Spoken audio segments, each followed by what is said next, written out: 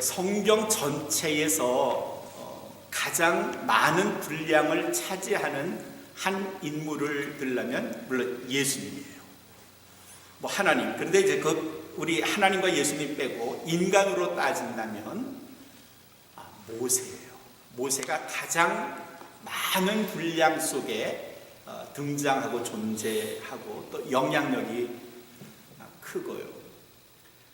이 모세가 오늘 우리 말씀 속에서 어떤 모습으로 등장하는지 한번 기대하면서 보죠. 모세의 인생은 모세가 120년 살았다고 성경은 기록되어 있어요. 그런데 아주 정확하게 40년 그의 인생을 전반기, 중반기, 후반기로 나누죠. 전반기 40년은 그가 바로의 양아들로, 정확히 말하면 하셉슈트 공주의 양아들로 40년을 왕자로서 살았어요. 잘 먹고 잘 살았죠. 권력을 누렸고요. 차기 대권주자로 이름이 거론될 만큼의 대단한 인물로 모세가 궁중에서 살았지요. 교육도 잘 받았을 거고요.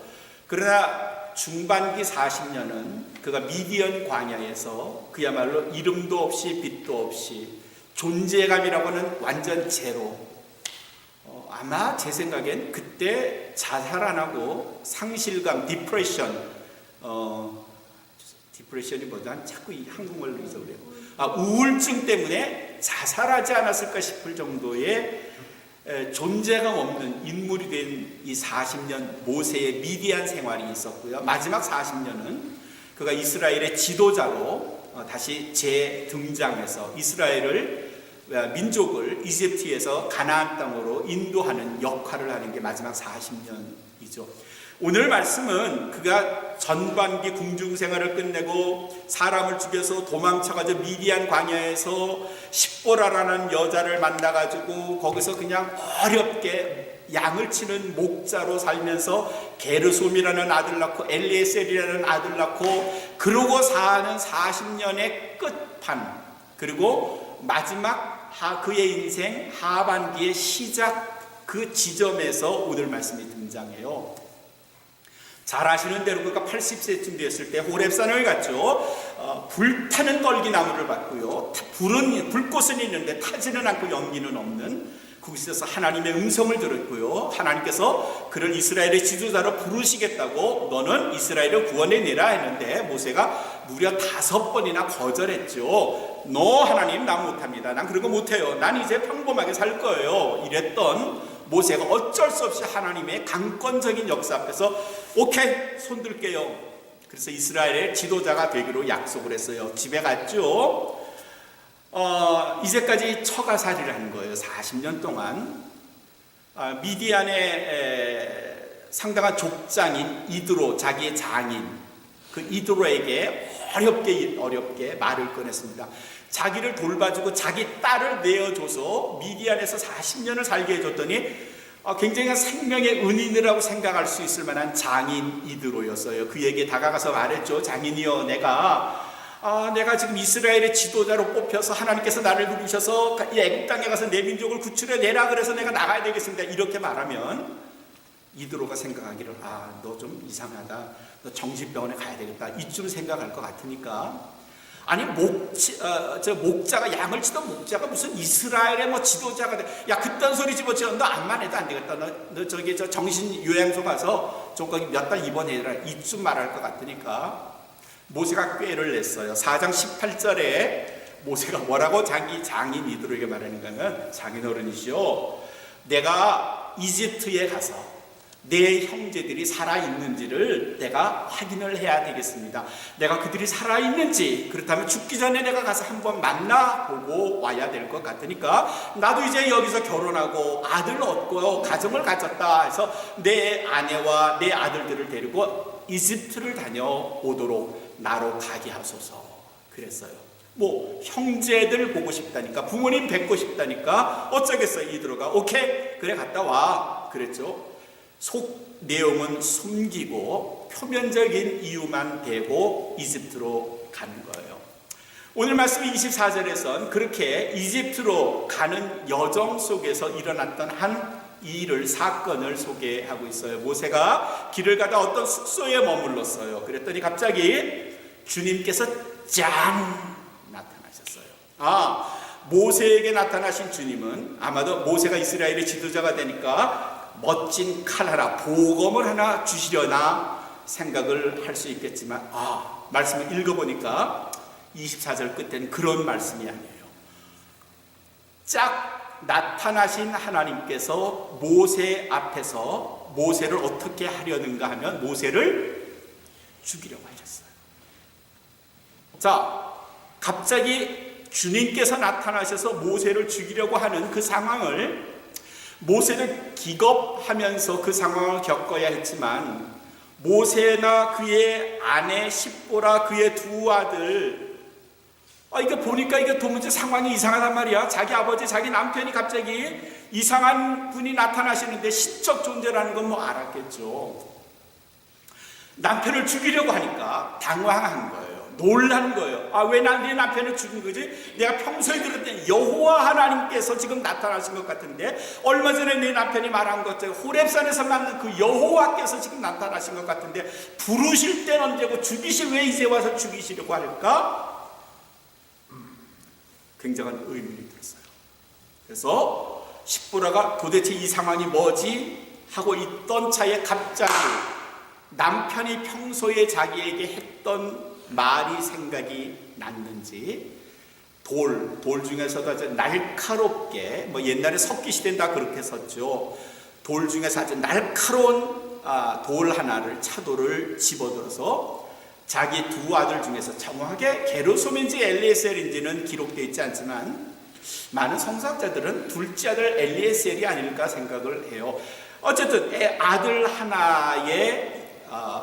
하나를 양피를 베었다. 지금 말로 하면은 포경 수술을 한 거죠. circumcision을 한 겁니다. 그리고 circumcision을 해서 그 피가 뚝뚝 떨어지겠죠.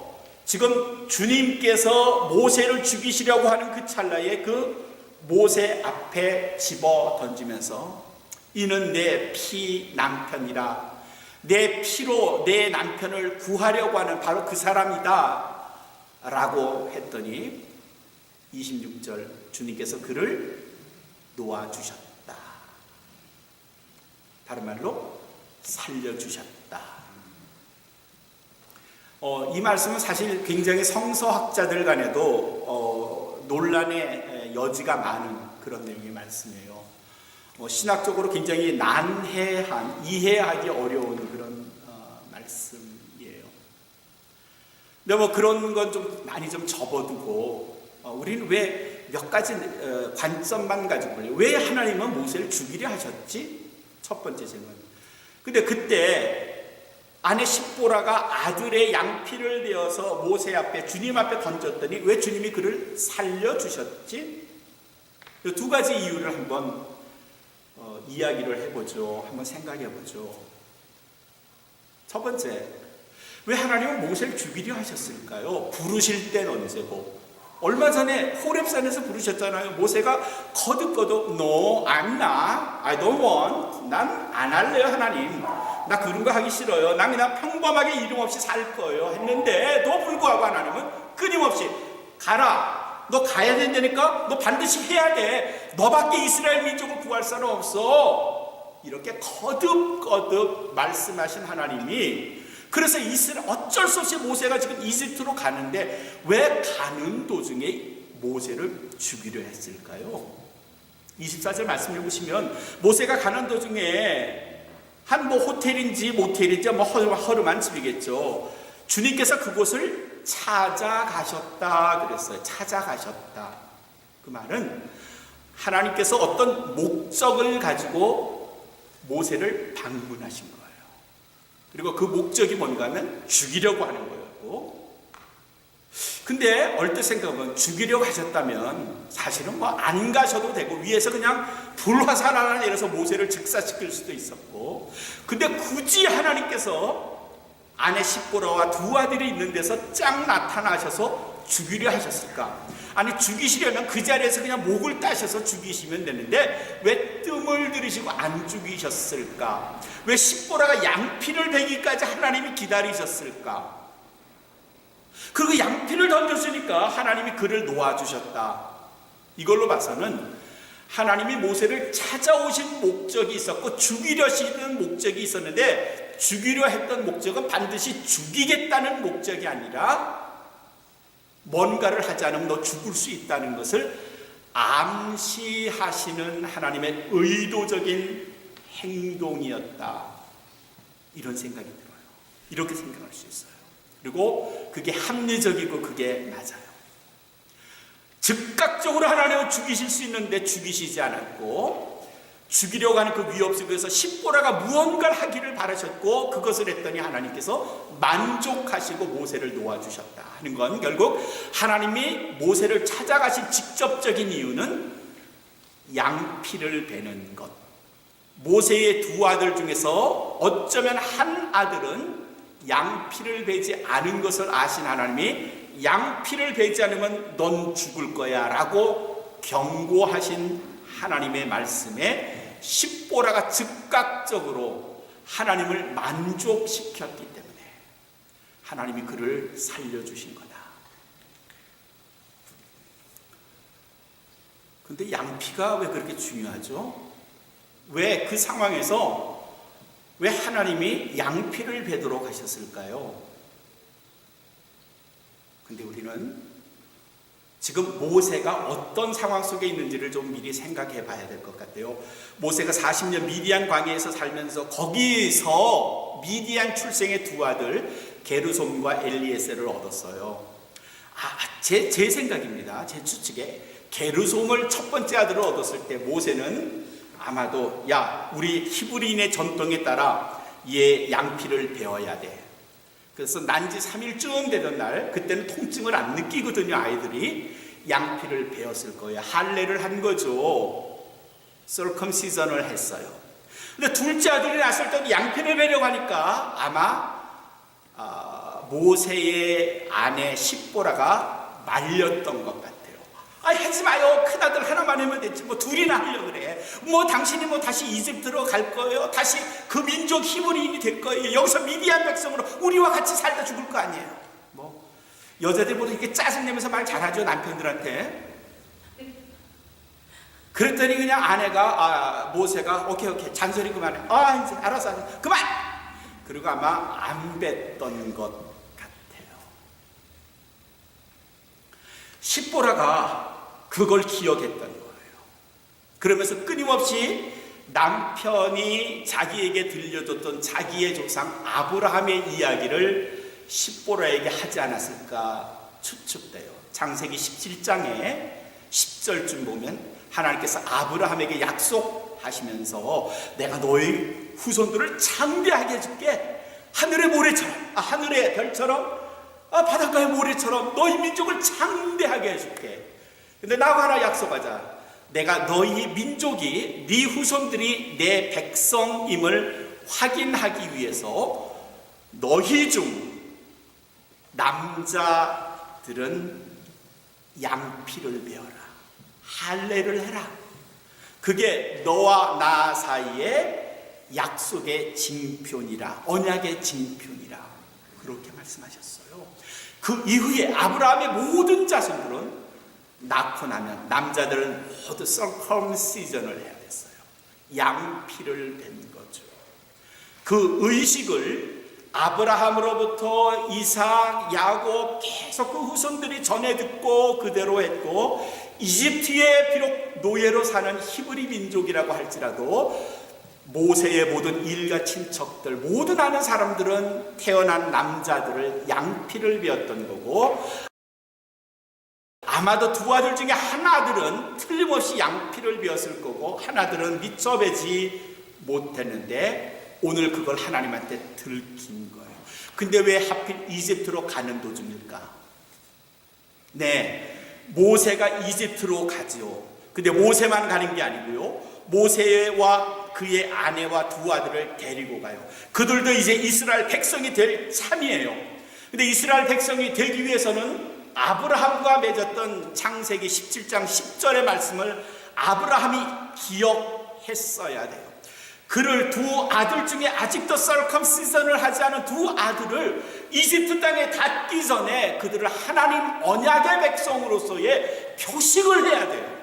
그게 뭔가 하면 서컴시전이고, 그 의식을 하지 못하고 그냥 자기의 노정을 가고 있는 바로 이 모세와 십보라와 그의 두 아들에게 하나님께서 나타나신 거예요. 너 내 백성에게로 돌아가려면, 너는 돌아갈 수 있지만 내 두 아들 중에 아직 할례를 하지 않은 아들은 반드시 할례를 해야 돼. 그렇지 않으면 못 가. 너 죽을 거야. 스토리를 이해하시겠어요?